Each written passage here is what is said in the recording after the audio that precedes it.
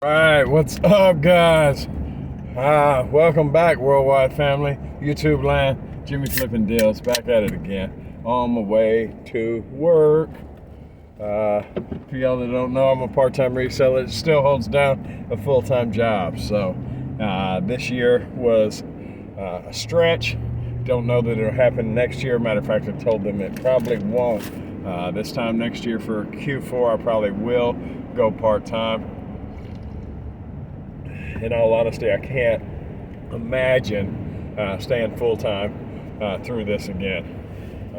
Not that it was absolutely horrible, but I did end up missing one solid day at work. I did take 3 weeks off in vacation, and there were still days after I got off work that I would do 25 and 28 packages and 20 packages, and it just it was a lot. It was a lot. I'm totally grateful. I really am. But it absolutely was a lot to handle, and I do believe I could have been more effective at the business had I not been doing a day job at the time. So I would have got more things listed. I would have made more money. So my day job is actually slowing down my money during Q4. The rest of the time probably doesn't come into play. That's why I said come Q4, I probably will go part-time again. But as it sits, I am heading to work. I got about 13 minutes, to do a 15-minute drive. So running a little tight on time is an understatement, but that's okay. We are pressing on. I do have 2 totes in the back. Only issue is my drop opens at 8:30. And it is now 7:50. So I gotta believe in the good of mankind and leave all these packages in the back of my truck until my lunch break. So I remember that car from yesterday. Now it's got the doors open. Well, they're robbing the heck out of that thing. I come back and it'll be on blocks. No, it's not the 80s anymore. For those that are older, they remember that stuff, man. It's wow. I hadn't seen that in a while, which is good. Golly, that used to be crazy. I'm telling my age though. 80s, 90s, late 80s, early 90s, yeah. Huge. But nevertheless, onward and upward. So 2 totes in the back, betting on humanity, which is something that I like to do. Not to leave 2 totes, but betting on humanity. And I'm sure it'll be fine. As a tester, I have left empty totes in the back of my truck, and so far we have been good. I don't know. No, y'all weren't. I told you I had cleared some room to pick up some more backpacks. I did score some backpacks, like 48 of them. So huge, huge, huge. The markup should be anywhere from 50 to 100% on up on those, and that's huge. I know that sounds like a lot. Somebody said, "How can you live?" I was talking in a different part of my life, and this, how will you be okay with those kind of markups? Saying that there's not enough to make it, and it's absolutely true in some regards. Because although, I may have spent 5 to make 5, I also spend 10 in shipping, not to mention fees. But nevertheless, one comes back, it costs me double. Even if the backpack comes back, I am out $20 on a $5 purchase that I was trying to make $5 on. So it can definitely eat into you. Returns are horrible, horrible, horrible. It's part of life. It's part of business. But that, in all honesty, for the customers, is one reason prices are so high. Is because of all the returns. We have to figure that in, and we do. So there we go. $5 backpack for $25 because I can't take the chance of a return. And the backpack's worth $25, but I wouldn't buy it if it weren't. But in order to get my 5 out, I got to charge $25. If there weren't a chance on returns, we could probably make it, 20, 17. But nevertheless, I digress, I guess. So, but yeah, returns are expensive. So it is what it is. Let's see, what else? 48 backpacks. Crazy. I mean, in all honesty, that's huge. And I have a yield sign. And the guy's just gonna take his sweet time. I ain't doing it. I ain't waiting on you. Snooze, you lose. All right. Oh, the tire's getting low again. Man, the tire was getting low like 3-4 weeks ago. I put air in it, right? And it's been fine for like 3 weeks. And then all of a sudden it's dropping like a rock again. Same tire. So I don't think it's a new problem. Whatever. Let me see where we're at. So we talked to Larry, the house guy, the new houses. I mentioned in last video. I haven't seen him since. But hopefully I will hear from him today. Maybe we can schedule a time to go out and take a look at it, because I do believe that's the next step.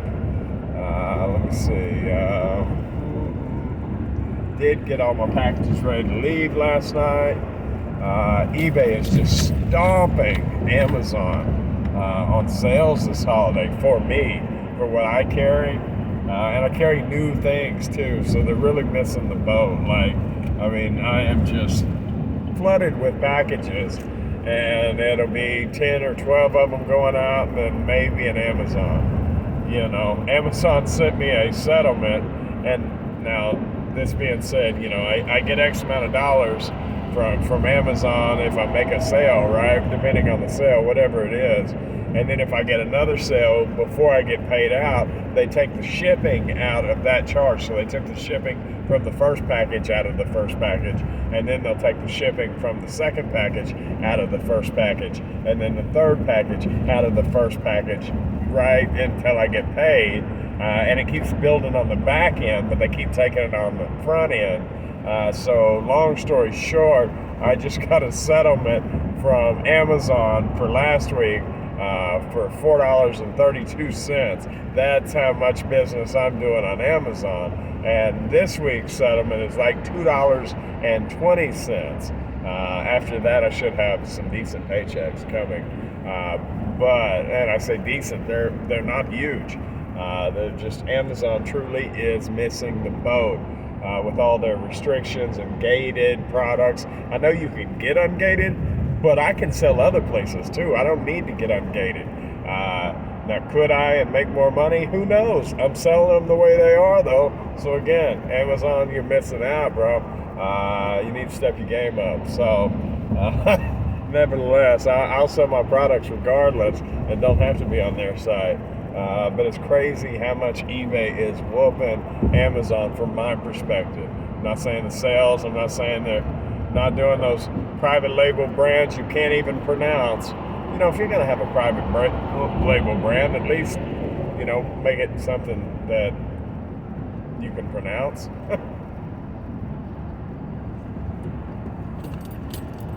I also, you know, whatever, you know, that's actually one of the more name brands, but still, it's like, what? Come on. But it is what it is. So, I got a kick out of Amazon. It's a million products you've never even heard of, you know, but nevertheless, people buy it, so that's where convenience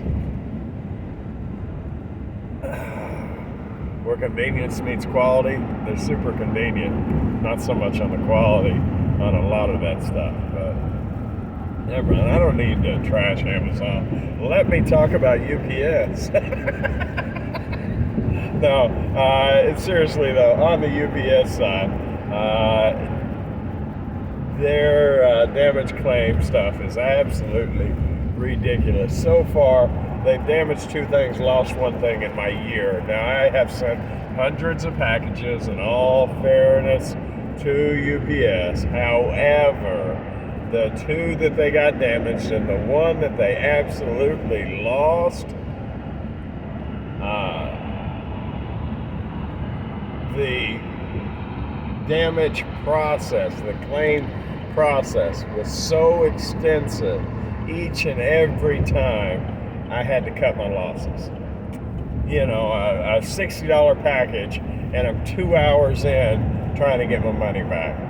Yeah, I might as well go make more money somewhere else. I mean, with the post office, you know, 5 minutes on a claim, you know, and so far I've only had to do one in a year with far more packages than UPS, far more packages and only one. 3 with UPS in hundreds, and I would say over 1,000 with the post office and only one. But that one took about 5 minutes, and boom, a week later I had a check sitting in my mailbox where they took care of the whole thing. So if, long story short, on a quick story, if you can, if it's feasible, not always is, I get it. If it's feasible, go post office every time. You know, oh, it takes a little bit longer, so what? At least you get your money. And on the rare instance that they screw up, and people are people, they will screw up. I need gas. But yeah, I have made sure, because I'm petty like that even if the post office is a few cents more, I use the post office. Now, that being said, the long packages now that post office has gotten absolutely ridiculous on, when in all honesty it doesn't take up any more space. I can go like a golf club or a baseball bat, 5 by 5 by 32, 35, whatever, 31. The post office wants literally double what UPS wants. And I have all of these post office boxes that it appears I'm never going to use now. I used to use them all the time for the longer packages, but now that they've gone oversized, I hate to just throw them away, but that's exactly where they're headed. So, post office, you need to step your game up on those small, long packages, the golf clubs, the baseball bats. There needs to be an allowance for that. I understand if you're shipping something that's 1.5 feet by 2 foot by 1 foot or something, but these little packages, you need to give a little bit of a concession on. That's it, guys, man. I'm out of time. Sorry if I haven't. I'm not sorry. This is what it is today. I appreciate y'all. I really do. Please consider liking, commenting, sharing, subscribing, all of that YouTube mumbo jumbo, because it really helps me out, helps the algorithm, and furthers this little quest that I call life. I do appreciate it. Y'all have a wonderful day, and I will see you tomorrow. Bye.